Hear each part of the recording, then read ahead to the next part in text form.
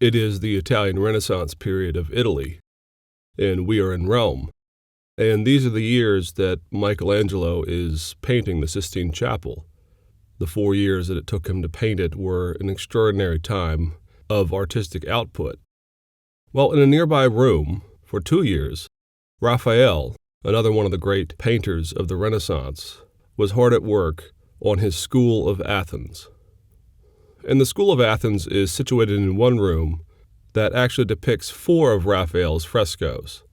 But by far, the most important work, the most well-known work of this room of Raphael's is the School of Athens.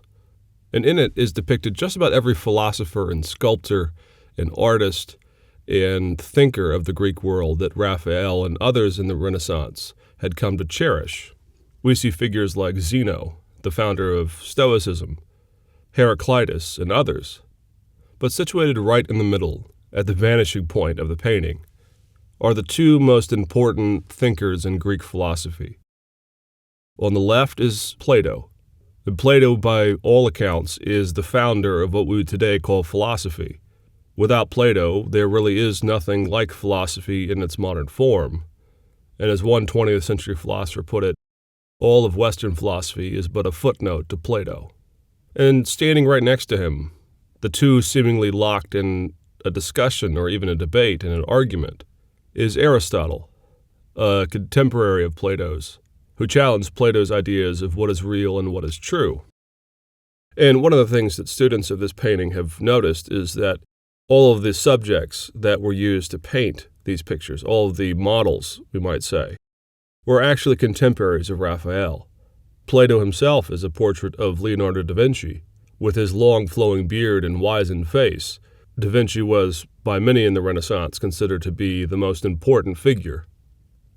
The figure of Aristotle is painted to look like Giuliano da Sangallo, a popular sculptor and architect and figure in the Renaissance.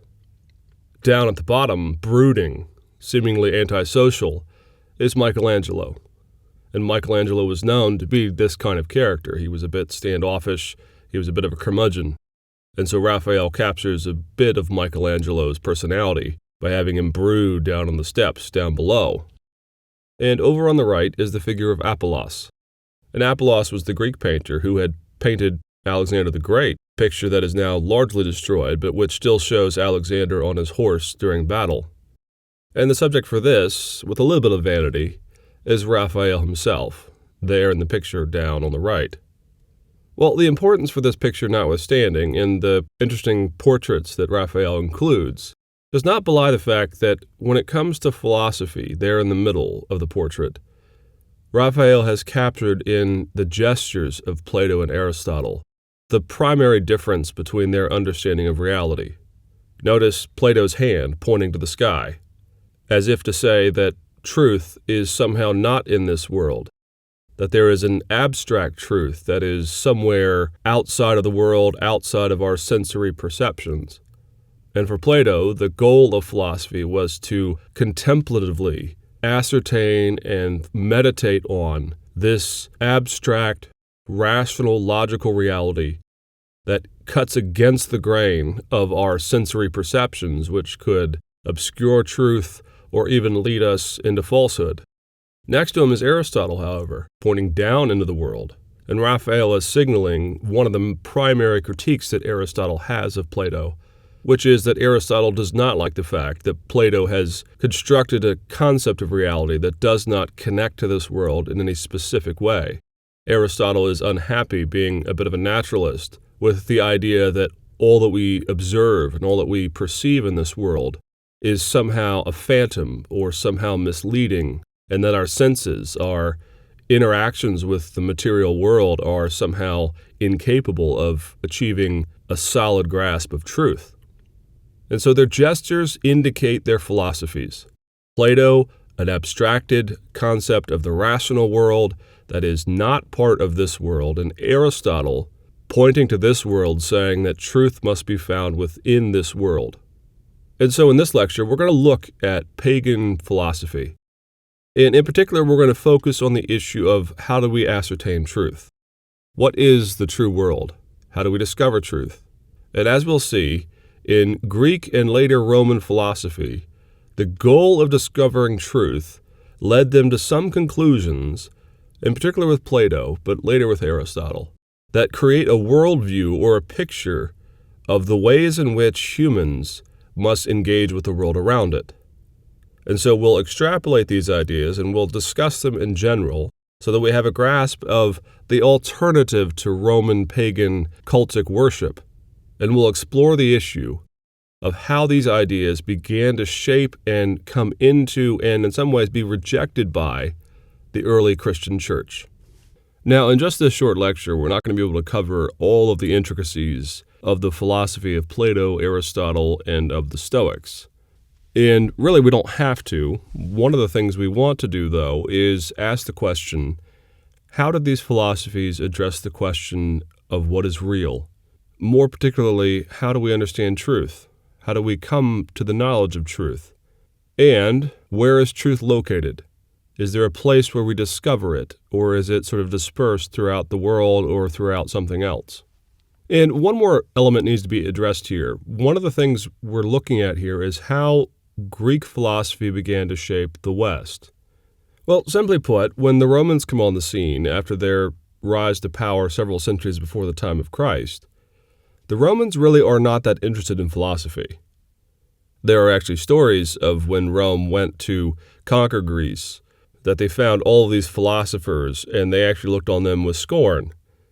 It's a bit like a high school cafeteria, really. These tough jocks, these manly Romans come to Greece and they find all of these Poindexters, these geeks, these nerds out in Greece just sitting around thinking and talking about their philosophy. And by and large, the Romans did not take on much of the Platonism or the Aristotelianism of the Greek world, at least not at the level of the populace. Still, there were people in the Senate, learned men, who eventually came to appreciate Greek philosophies. And so long as the Roman world was united east and west, Alexandria and the bastions of philosophy in the east, places like Greece and elsewhere, always had a chance to influence the Romans at some level. So we begin with Plato. And Plato's philosophy can really be described as a dualism. And a dualism is a philosophy that says, essentially, that there are two ultimate channels of reality, two ultimate places of reality. And what dualism tends to do historically is that you separate the real from the unreal. You have things in one category that are the most precious things, the most true things, the best things in philosophy are over here. But on the other side, there are the things of everyday life, the things that we don't take for granted per se, but yet which are considered to not be the places of ultimate truth. Again, there are lots of dualisms in philosophy and lots of attempts by philosophers to come up with a system that properly categorizes the best or the true things from those that are a bit less true. And in Plato's mind, the ultimate question of reality was that the material world, the world around us, the world that we sense with our eyes and with our senses, is not the ultimate place to discover truth. And Plato had a wonderful analogy for this. It's the analogy of the cave, or the allegory of the cave, in which he describes a number of figures sitting in a cave, and they have a fire going behind them. And as they look onto the cave wall, they see these shadows dancing about. And since they have no other frame of reference, those in the cave believe that the shadows are real things. They believe that they are the most important things, that the shadows somehow symbolize truth. And in the climax of this allegory, Plato talks about a number of people who come out from the cave, leaving the shadows and the simple fire, and they come out into the bright sunlight. And suddenly there they realize that there is a brighter sun, a more perfect truth that they had never seen before because they were in the cave. And for Plato, this symbolizes essentially his entire philosophy of ultimate reality and truth, his metaphysics, we call it. For Plato, and he talks about this in particular in his book, The Timaeus, there are two realms of reality that have to be acknowledged. There is, he described, the world of being, and down below, the world that you and I inhabit, the world we're used to day in and day out, is the world of becoming. Now, don't stack up too much meaning on these two words. Just look at them simply, being and becoming. If something is being, if something has substance, if its essence is in the top category, then that is going to be the most true place where it resides. If something is in a state of flux, if it is ephemeral, if it is in some ways capable of confusing us, then Plato will say it's in the world of becoming. It is in the world that is in flux. And Plato focuses most especially on the world of being. That, for Plato, is the place that philosophers need to spend the most time reflecting on and considering. Again, take the allegory of the cave. Those who are in the cave are focused on learning truth in this world of becoming, in the sensory world. They trust what they see. They believe that truth is something that we see. The real world is something we touch. And there is no ultimate reality outside of that. For Plato, it is the opposite. The things we touch, the things we see, generally are not the most important things, but rather they derive their importance by the fact that they are connected to this spiritual world, you might say, though Plato would never use the word spiritual. It's the world of being. It's the world where the true essence resides. And in this world of being, Plato has three categories that he discusses. First and foremost, he talks about the demiurge, which you can roughly translate to be God, though for Plato there is no personal element to this God. Rather, this creator is some kind of primordial force, something that gives shape to ultimate truth. And the demiurge, or this godlike figure, really doesn't have much to do with our world. He never interacts directly with the material world or the world of becoming.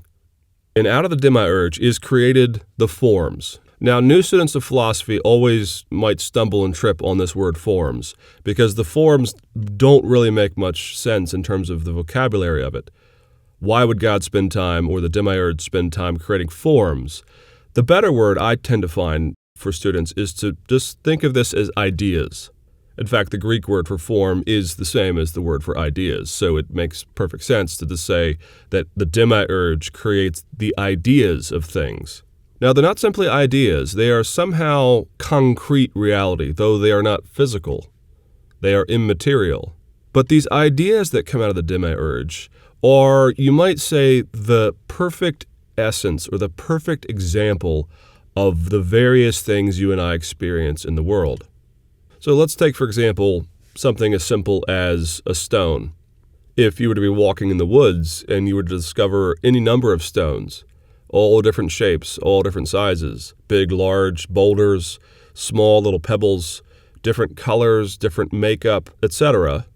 One of the things that animated Plato's philosophy was attempting to understand how it is that we humans come across all of these individual things that seem to have no connection with each other at all, and yet we understand them, we grasp them as being somehow connected to a greater reality of being a stone. We see a small stone, we see a large stone, we still call it a stone.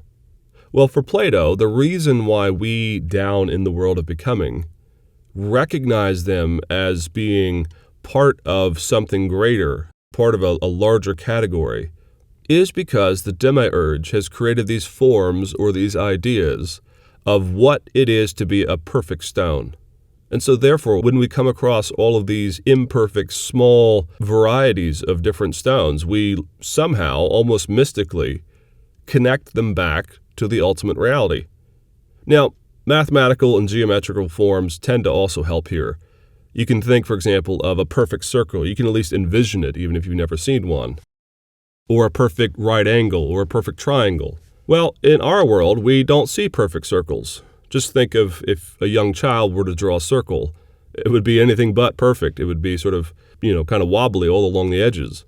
But for Plato, when we see even a wobbly, lopsided, child-drawn circle, we recognize it as a circle because from the demiurge up in the world of being, there is the idea, there is the form of a perfect circle. Now, moving on down the level of being, what Plato then begins to say is that there is something one step below the forms that really is hard to translate. Some call it the receptacle, some call it a bit of a bridge. There are lots of different ways of understanding this. We're going to go with the word receptacle because it is the one that is most often used. But from the world of ideas to how those things become achievable in real time and space, in the world we sense and come across every day, you need something that is going to bridge that. And the receptacle is what this is. It is something that begins to sort of drive the forms or the ideas into specific time and space. Okay, so let's pull the lens back. So we've looked at Plato's sort of dualism, and we've also looked at his idea of the forms or of the ideas that were created by the demiurge. And we can say just a couple of things about it right off the bat. Of course, we've already noted that this is a dualism. But one of the things that's troubling about this philosophy, one of the things that is challenging about this philosophy, is that it treats the material world rather poorly. And this, of course, is not the Christian view of the material world. The material world is not some kind of cave that is striking us with all of these bombarding ideas that are false. We can think of, for example, John Calvin, who described creation as the theater of God's glory, as the place where God is very intimately engaged. Now, I'm not faulting Plato for not being a Christian. Of course, I don't expect him to be. But engaging it from the vantage point of theology, you can see that there are some problems here. Still, over the centuries of the church, on down even until today, there have been a number of theologians who have found in Plato some very intriguing concepts for relating the way God has things perfectly in his mind and the way things are imperfectly at times realized in the world around us.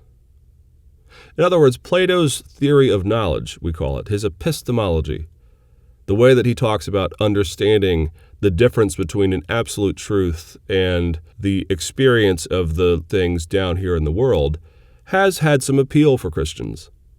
Now, later Christian Platonists will not talk about a demiurge, and they will not speak evilly of the material world in general, though some will kind of diminish its value in some places, and that's a problem.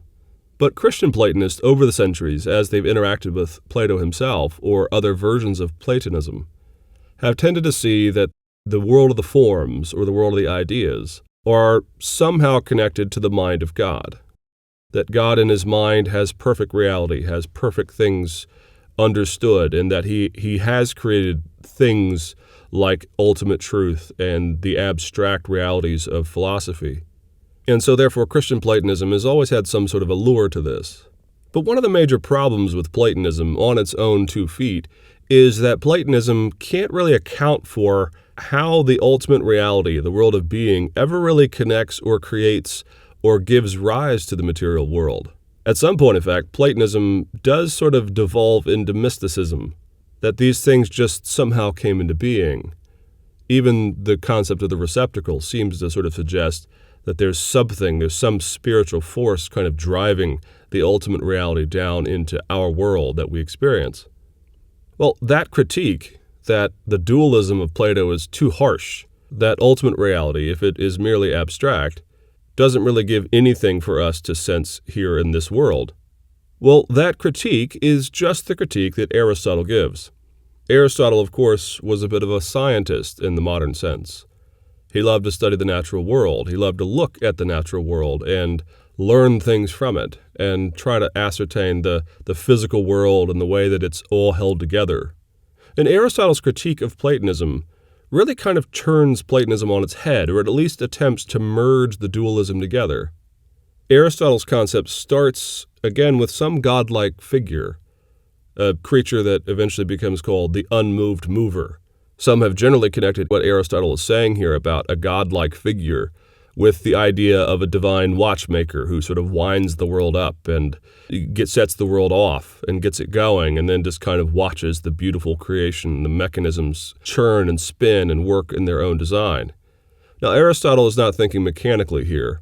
He is thinking rather in terms of philosophical categories, that at some point there has to be someone who is unmoved, that is to say, not acted upon by an outside force, but yet is the force that is driving all of creation and all of life as we know it.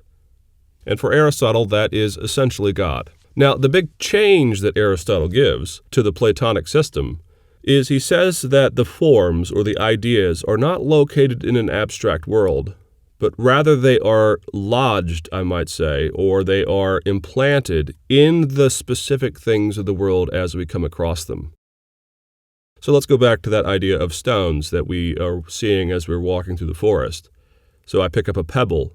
Well, in that pebble, Aristotle will challenge Plato, there has to be something real in it. It can't be that our mind is the only link between this pebble and something that is sort of the eternal concept of what a rock or a stone is. For Aristotle, this makes no sense. That makes us sort of godlike. We're the ones who connect things. And Aristotle knew that if it's only our minds that connect these two things, well, that's a problem, because at some point our minds can deceive us.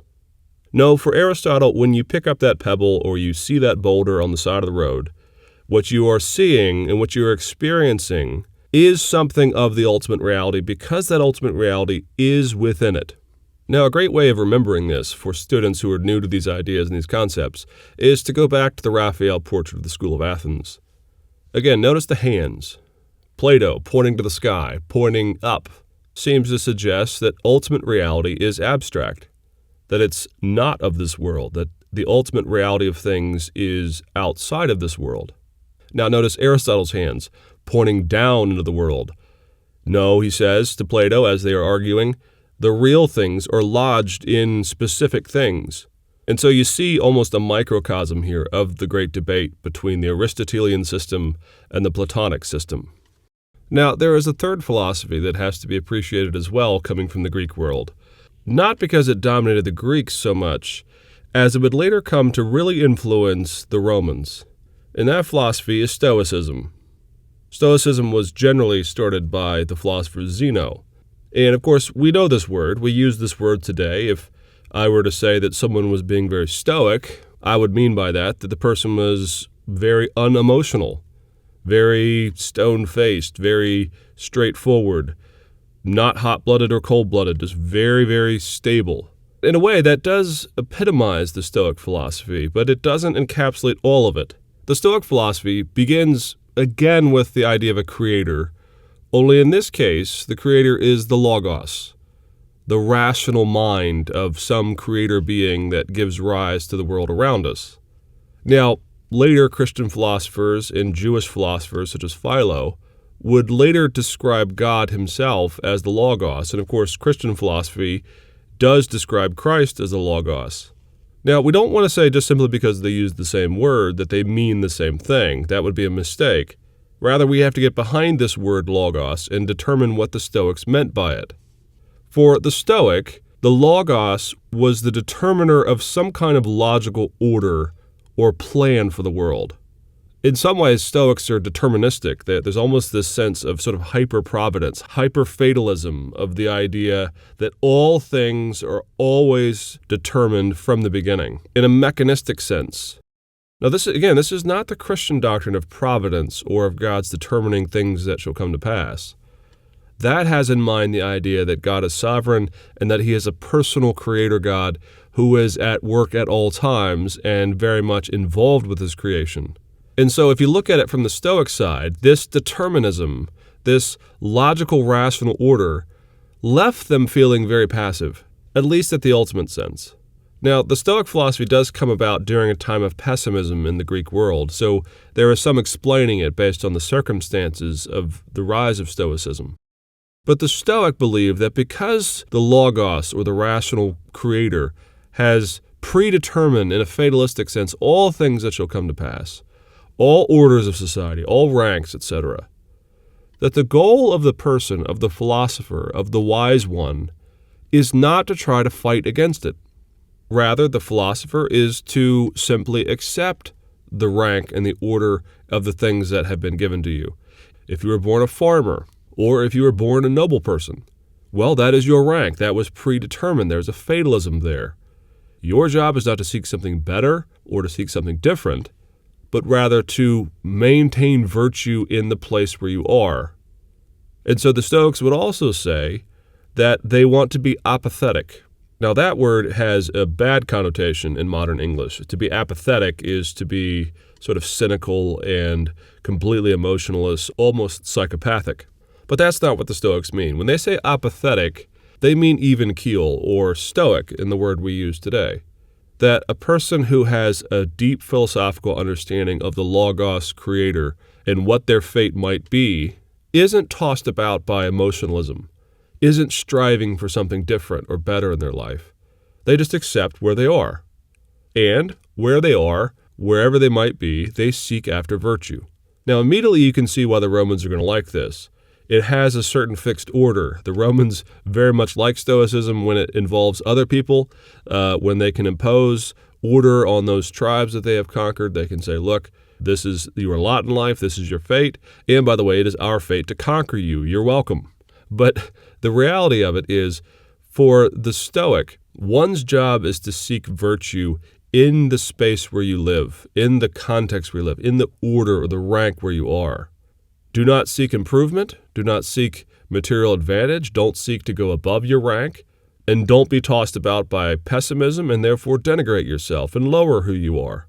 The goal of the Stoic is to be apathetic, to not be hot-headed, to not be blue and cast down and depressed because of the fates that have been assigned to you. For the Stoic, the goal of life is always to seek virtue and understand that the Logos has decreed what shall happen. In the end, when we look at all of these philosophies, we can see some of the things that in later centuries, all the way throughout the entirety of church history, that would attract certain Christian theologians to elements of these philosophies. We can, at almost any given generation, any given century of the Christian church, find Christian Platonists, Christian Aristotelians, and Christian Stoics. Now, it is not the case that Christians who are influenced by, say, Stoicism, or who are influenced by Platonism, have somehow given up the ghost of their Christian theology and sold the family farm and left everything behind and are pagan influenced beyond a shadow of a doubt and therefore do not love their Lord. But rather, all Christians wrestle with the concepts of philosophy and the age they live in. We really can't fault them for at least seeking to understand some parts of epistemology or knowledge or philosophy in general. There will always be and there have always been Christians who want to engage philosophically. We don't need to be scared of this. We do have to be on guard in some places, though, because at times philosophies do sometimes take over their host worldview.